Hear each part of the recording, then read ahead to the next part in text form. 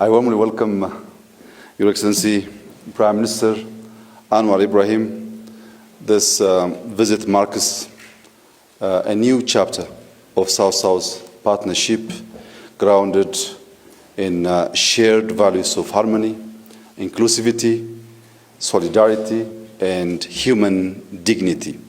Together, our two nations form a bridge between Asia and Africa through cooperation and shared prosperity. Mr. Prime Minister, I had the honor to visit your beautiful country last year. I enjoyed your warm hospitality, and we have had a very candid discussion. I think that visit opens a new door for our cooperation and friendship. Our discussion today have been productive, forward-looking, reaffirming our shared commitment to deepen cooperation across key sectors. We discussed key areas of cooperation to begin with industrialization and investment. Ethiopia seeks to draw from Malaysia's industrial success and attract investment in our industrial park, agro-processing, and electronic sector. We have also covered digital economy. We have discussed cooperate in digital finance, financial inclusion, and data-driven innovation under Digital Ethiopia 2030. We have also discussed on skills development, aligning training with industry needs, and a boost youth employment. Here in Ethiopia, we have huge amount of skilled youngsters, but we really want to learn your experience on how we can link that skilled youngsters to the industry. We have also covered green growth.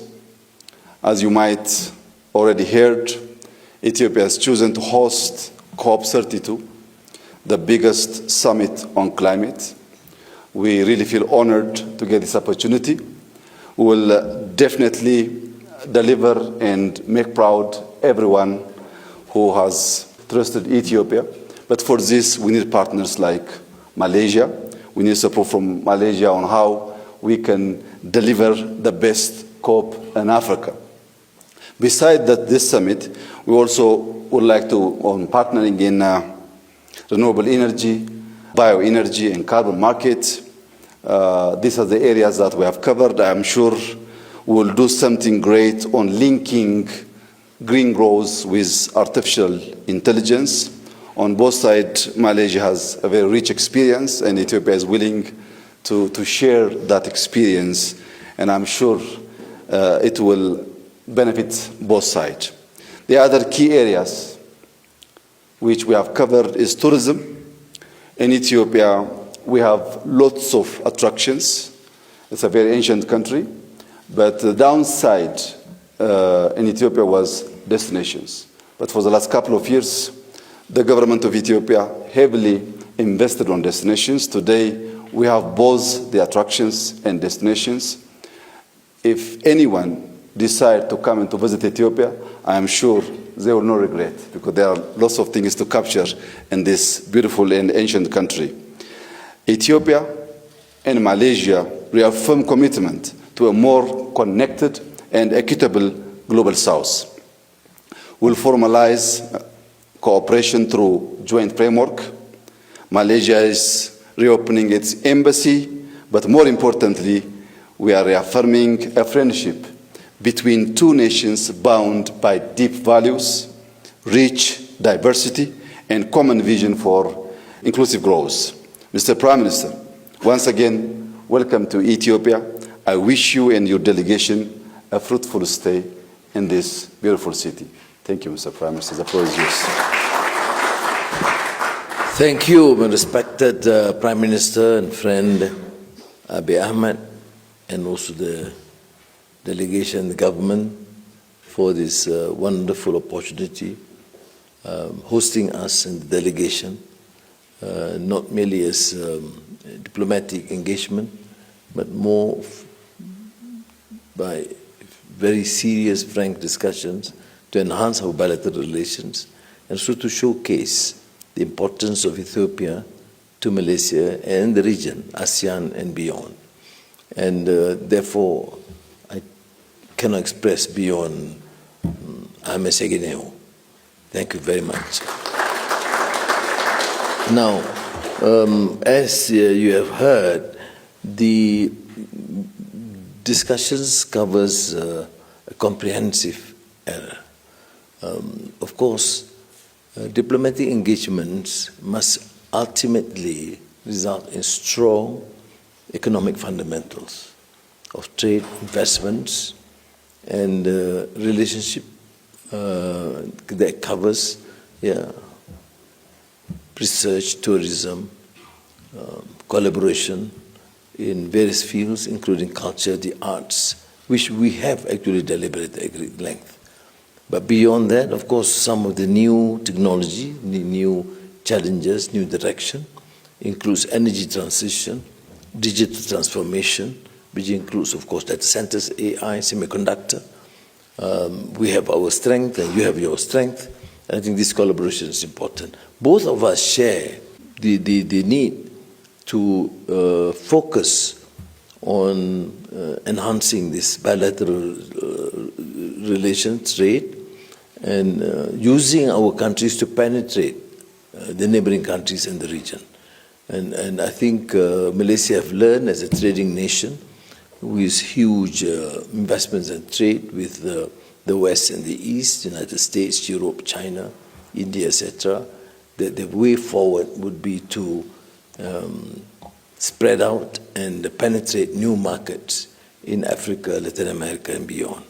That's why, again, I must thank you for your strong support for our membership into BRICS. You are one of the strong voices in that regard, and I think we also use mechanisms like G20, whilst going on with our traditional relationship with America, Europe, China, etc.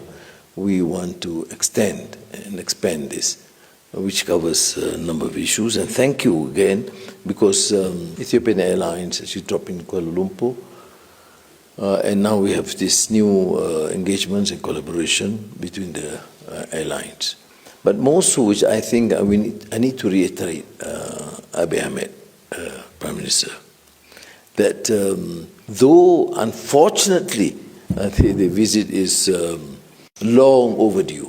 I mean, thank you, because I don't know for what reason you chose to visit Malaysia, and that was really a remarkable feat as far as we are concerned.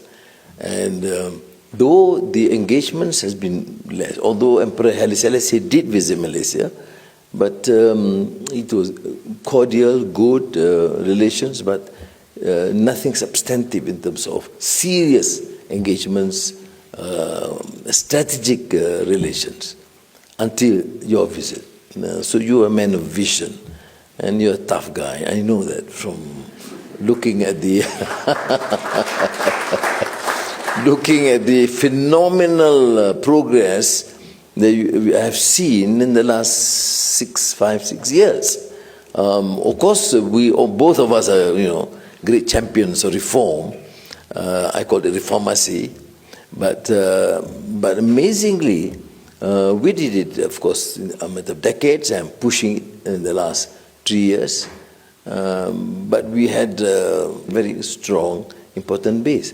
You pushed in the pace of 5, 6 years that probably would see as certainly is a record in Africa, and in terms of governance, in terms of anti-corruption drive, in terms of reform. This again is a phenomenal and remarkable feat. But what is normally not well known is that, despite the fact that not many visits at the high level, I mean the first Prime Minister visiting here, but Ethiopia is known to Malaysians. Some know it as Habasha, some as Abyssinia, but it's Ethiopia. And he went through, at least from our historical viewpoint, it's as far back as 1,400 years during the time of Prophet Muhammad sallallahu alaihi wasallam, when his uncle Ja'far Sadiq was sent to seek asylum from a Christian emperor. You see, and this to me is important, and I did refer to this subject this morning, but I think it's important to remind, even for us Malaysians, as a multiracial, multi-religious country, sometimes people tend to forget this Christian Orthodox Church under Emperor Najashi listened to the appeal by the Muslim emigrants after they were tortured and oppressed in Mecca. And there were counter-arguments to appeal to the emperor not to consider. But the emperor was certainly, a devout Christian, a very compassionate man, a king or emperor, listened attentively and assured the Muslim immigrants that they will be protected, that this country will assure and guarantee the safety of the initial Muslim immigrants into the then Habasha or Ethiopia. And it is a great story to tell, Prime Minister Abiy Ahmed. It is important in the days here in the world where there's so much enmity, discord against either Muslims or Christians or Hindus or Buddhists everywhere. So these are stories, and these are real stories, that the role played by a Christian, Orthodox Church here to protect not only initial Muslims, but under the leadership of the uncle of the Prophet Muhammad sallallahu alaihi wasallam. My visit actually is partly, of course, because you are a dear brother, but also sentimental in that sense, and I think can convey a strong message.